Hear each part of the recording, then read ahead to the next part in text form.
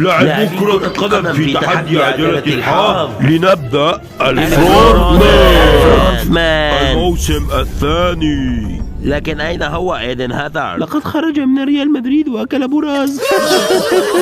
لكن كيف سنبدأ اللعبة وينقصنا شخصان؟ اتصلوا بكيليان. لا، كيليان كلب مال. والآن أقول هاي لأفضل لاعبين في العالم. أهلا بكم في الفرونت مان. ما الذي تفعله هنا؟ هذا ليس شأنك. فاك يو. واو، أصبح هناك الكثير من الدراما. هذا سيجلب المساعدات. كلامك صحيح. هاشتاج فيوز، هاشتاج بيف، هاشتاج أدرف. أكشن.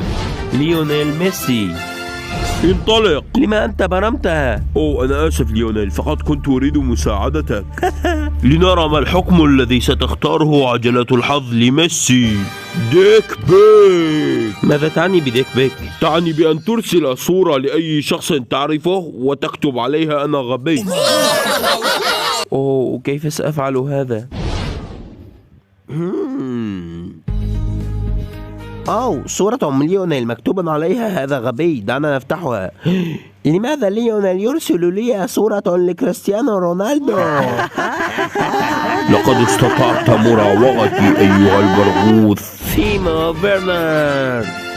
حسنا تيمو، بإمكانك البدء. تكنيك جيد تيمو. أحسنت تيمو. لا تتنمر عليه. ماذا؟ إنه مسكين، ألا يكفيه طرده من نادي تشيلسي ذلك الموسم؟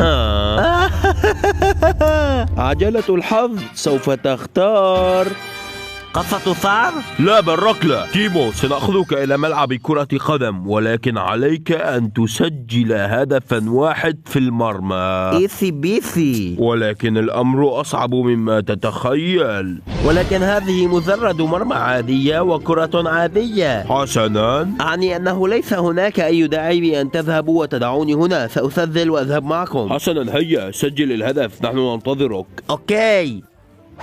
أحسنت. باي باي تيمو، نراك في العام القادم. أو ربما نراك في العام القادم من الفرونت مان. الآن سترون، سوف آتي بسرعة. لوكاكو، لا تريد اللعب؟ إذن هيا لنبدأ مع ليفاندوسكي.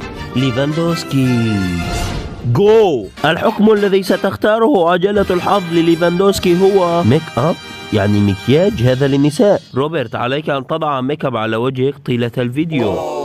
ماذا؟ وعليك أن تختار شخصا مننا لكي يضع لك ميك اب. أرجوكم. من سوف تختار؟ سأختار توماس.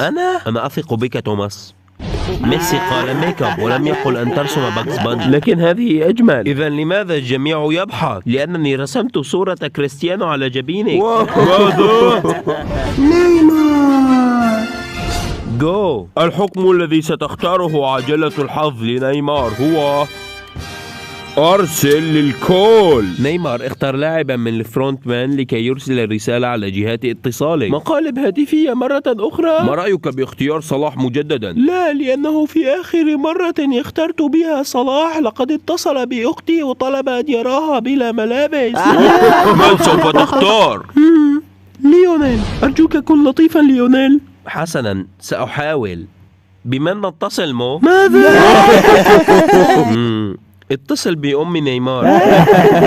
اطلب منها تتعرف.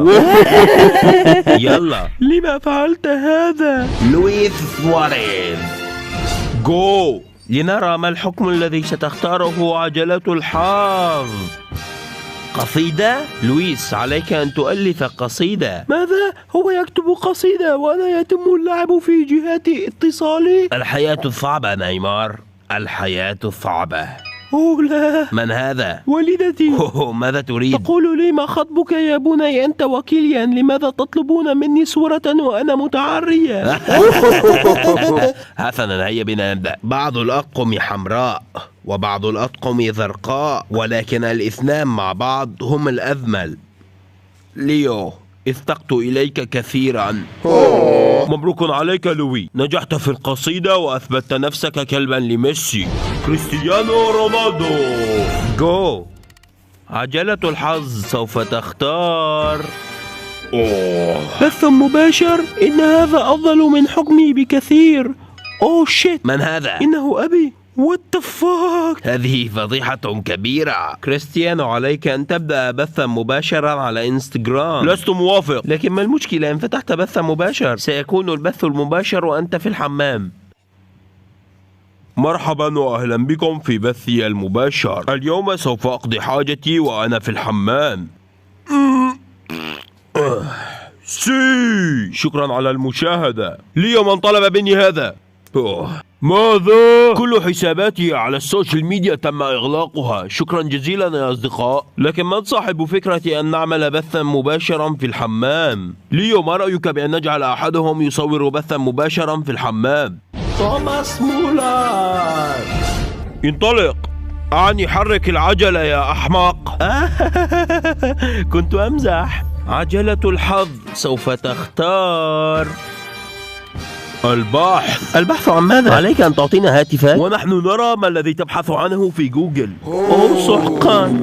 نكت للأطفال بعمر ال5 سنوات. نعم صحيح، هذه من أجل ابن أخي. كيفية زيادة الحجم بسرعة. حسنا، كل شيء جيد. ممتاز. لماذا تبحث عن أشهر الممثلين في البكاء؟ كنت أبحث عن نيمار. أنا لست ممثل. تيمو فيرنر وهو يشوت. نعم، لأنه يضحكني. من هو أكثر لاعب مضحك في عالم كرة القدم؟ أكثر لاعب مضحك في عالم كرة القدم هو توماس مولر. كيف بإمكاني محو سجلات الجوجل؟ أنت صاحب صفحة توماس مولر فانز؟ لما حوافر الأحصنة كبيرة؟ لا. رونالدو متعري؟ نعم، كنت أريد أن أستلهم منك لكي أعمل ميك اب لروبرت. من الواضح أن هذه الصورة معدلة بالفوتوشوب. أنا أكبر من هذا بكثير.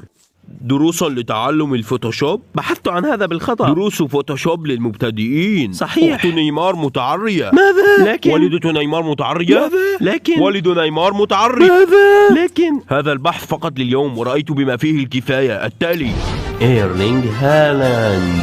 جو، ارفعوا أيديكم، لا أحد يتحرك. ما المشكلة أيها الضابط؟ هناك الكثير من المشاكل، ليست مشكلة واحدة. أنصحكم بعدم الهروب. مستر رونالدو، أنت لقد انتهكت إرشادات المنتدى على السوشيال ميديا، ولكن لقد نشرت خصوصيتك وأنت بالحمام على الإنترنت. يقصد البث المباشر. لكن هذه فكرة ميسي. كذاب. مستر مولر، أنت تنشر أشياء على الإنترنت تخل في الآداب، هذا عن طريق التعديل في الفوتوشوب. حتى انظر إلى جبين روبرت أيها الضابط. مستر إبراهيموفيتش، أرجوك ناديني زلاتان، هذا أفضل من أجل البراند. وسيد لوكاكو، لقد تم رفع دعوة عليك من جماهير إنتر ميلان بسبب نهائي دور الأبطال. لكن هذا ليس عدلا أيها الضابط. لو سمحت، هذا القانون وعلي أن أنفذه، لا تتدخل. هولي شيت، كيليان يرسل لي صورا لوالدتي ولوالدي وصورا لأختي أيضا. هذه فضيحة كبيرة. سيد دا سيلفا سانتوس جونيور، أرجوك ناديني بنيمار. سأناديك بنيمار في السجن. لماذا تمتلك 380 صورة لأشخاص عراة على هاتفك؟ أنا ليس لي علاقة، صلاح وميسي هم السبب. كذاب. وأيضا توماس مولر لقد صنع صور فوتوشوب لوالدتي وأبي وأختي. كذاب، أنا لم أبحث عن الفوتوشوب حتى. فلتشيك على ماذا يبحث في الجوجل. سيد مولر، أعطني هاتفك لو سمحت. يا ماما. هاي جايز، لقد عدت. إنني ذاهب لكي نبدأ اللعب، ولقد سجلت هدفا من بعد 500 محاولة. هل انتهى حقا موسم الفرونت مان؟